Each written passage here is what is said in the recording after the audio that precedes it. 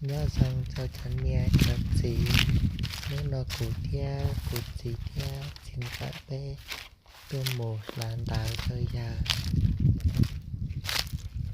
tù nà cho đỡ giờ xin ra tù nà chọn chúa giờ cụt gì thôi chào nè cho phong sư là gì cho nghe cho gì cho cứ cho đi bê sợ đời lò xí sai thao bí một thao sầu bê nè cháu con nè học bóp bê cho cá cho kẻ một lần tạo cho giờ là xì bò trong lý trà y bò mỏ y bò cay khoảng hai tạo giờ xiên bùa là xìa khai y bò xa đây tạo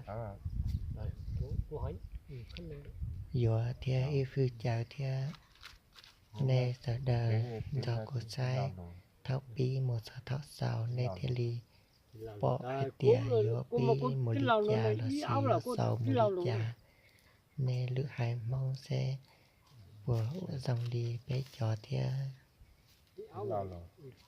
thọ nè sợ đời họ bán cho cuộc sai ok một nè thia li dùa bỏ dùa bao cá nhà cái máy là khả năng mình khách của cái này tôi cho nên cái là khả năng tí lao lâu rồi cái khả năng tí lao lâu rồi sống mà khả năng mà nó rút bảo là chắc khả năng để cái tí lao lâu sống mà nó khả năng để rút bảo nó thì nó chỗ nào này chắc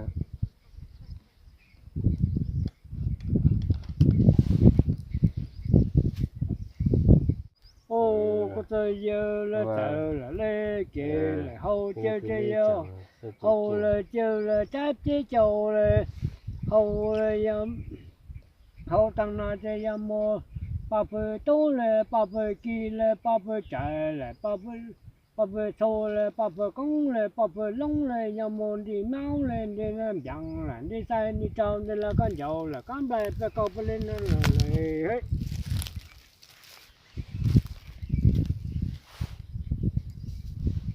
lên này có ăn luôn có rất bạn đó là có ít thật còn đạp chân gì trái bể còn không mang cái trẻ cho chả cho nó cũng chả to lắm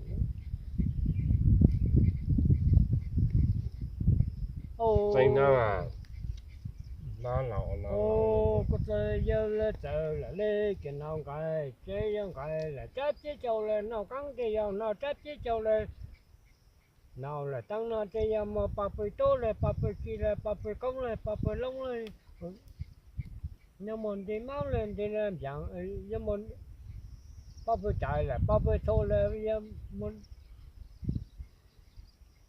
để nó khăn cho ông lại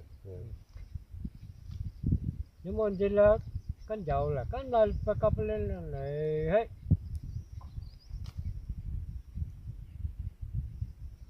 đó là cho nó mình này nhớ nó là cho nó mình này chứ lại nữa tính được nữa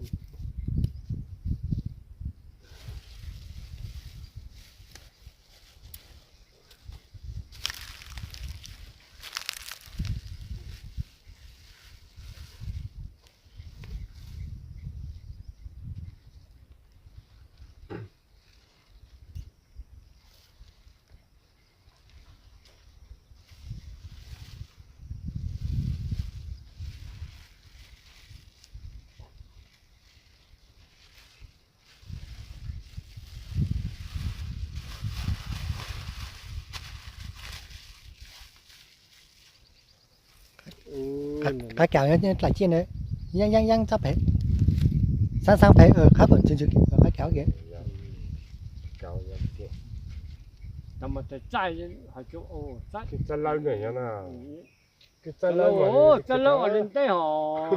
chân lên mà cái chân lên mà cái chân lên mà Cái cột sổ rất dai cột dai à? Nhưng nó phải chân ơi. chân lên mà để thế chân lên mình sao này đó là chân lên mình tê Tê. Áo lại đấy. đấy áo lại bỏ áo lại mà đó là chân lên này vẫn sao vậy mà trái trái này vẫn lấy vậy đó là trái trái mình nôn rồi trái lẩu rồi mà trái lẩu mình tê rồi Đấy thì Đây cắt. sáu này vẫn sáu dạng nè À. cái trái lẩu rồi mà trái lẩu rồi mình tê Thế là phải sao mình luôn. Giờ. sáu dạng nè Ồ, nó chẳng nó tránh nhẫn nó đây. Tránh nhẫn nó đây. Tránh nhẫn nó đây.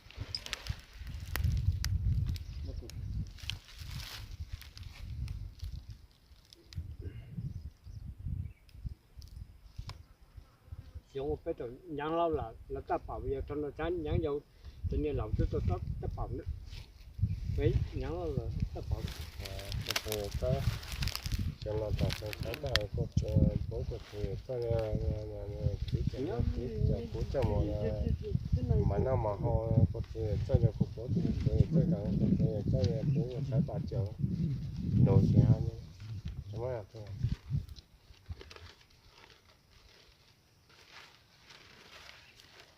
cái này cứ sinh sản là cái này chỉ hai ô có thể để cho có sao phải ta có giá ta có nhà có tài có giá ta phản đó có giá ta phản chẳng phản đó cho cái gì cho mà năm mà hố cột bố thì cũng được cái phải ba triệu cột thì cái này cột bố cột thì cái là chỉ cần như chỉ bố cột thì cái là bố cột phải 3 triệu cái ta có bố cái gì có giá ta phản chẳng phản đây phản nhà phản ta cho cái gì để cho mà năm mà hố cho một thể nó thành cái đó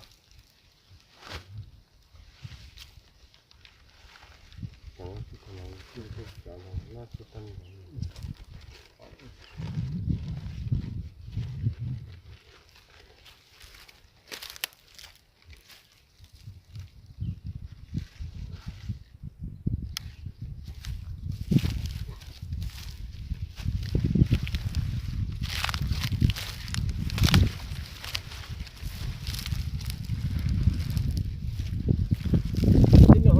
chết là nó mới như bao á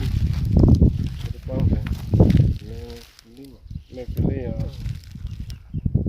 cái ly chảo xay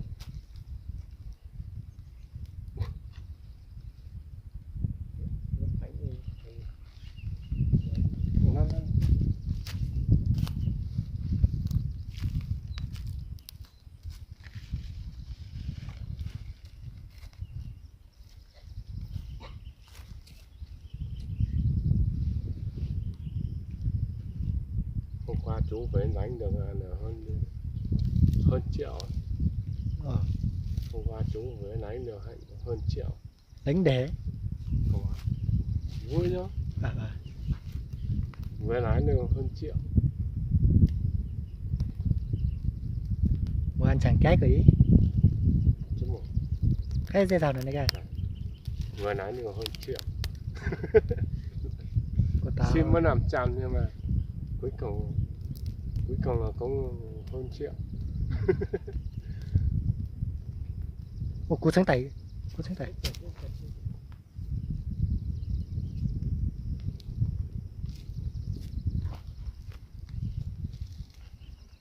Chứ vừa nãy hôm qua tầm là chiều Ừ. chú lái nhiều hơn triệu tí. Cuối cùng chú bỏ 200 trong tối, sau chú này đánh đi an, xong mất 200 thôi kẹp mẹ. Mất 200 xong chú về, không gì đâu.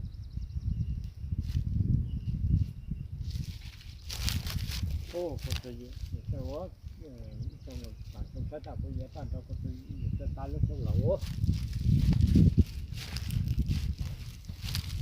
Ô, trong một bản trong sách đọc cái gì tan trong có tôi cái ta lúc trong thấy quá.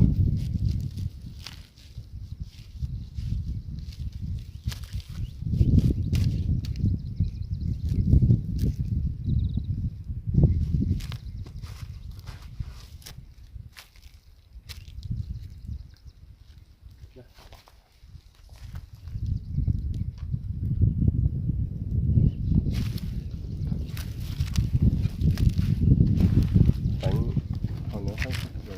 Cô cho không? Mình mất thật chứ. Đánh còn nữa cái kít rồi đó, thằng có cho hành đó nó chỉ cũng nhiều cái đó. Không có được nữa. Chú chào tôi. Cái kít chào tôi. Không cái của nó cú háo đầu chắc cái nữa. Cháu sai Cái chết lâu rồi. cháu sai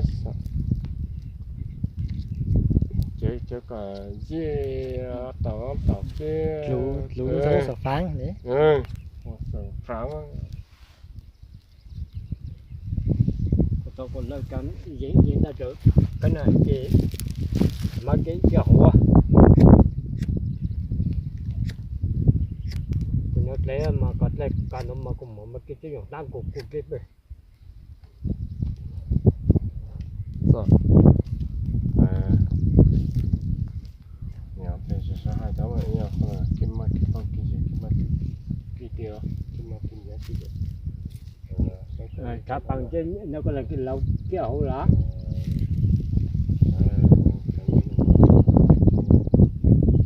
nó sẽ kia tàu nhiều cái con kia gì đó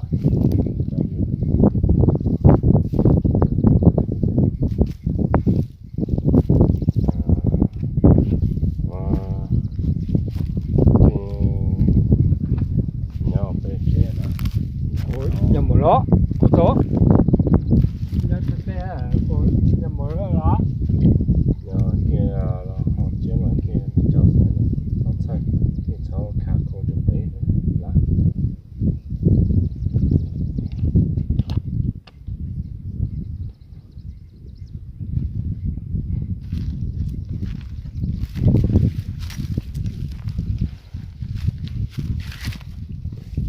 rồi cái nhau phải kêu bây giờ nhầm một ló có số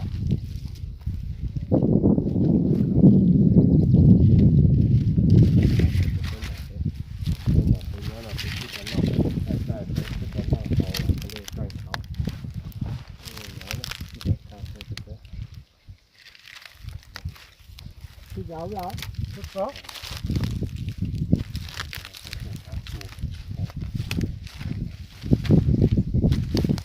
Nhau dưa, nhau cái nhau béo xong một lâu dưa.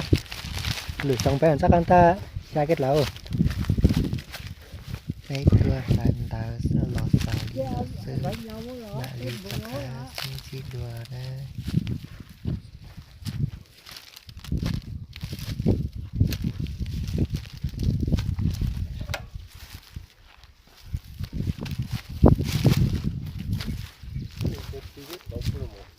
Lấy mà là sau có là té có kia ga là sau có kia tia lấy là mà là sơ kia bao là con ở thở cái là sau ý mà một thở thở là sao dân sao thở giờ là dân sao thở là sao xong rồi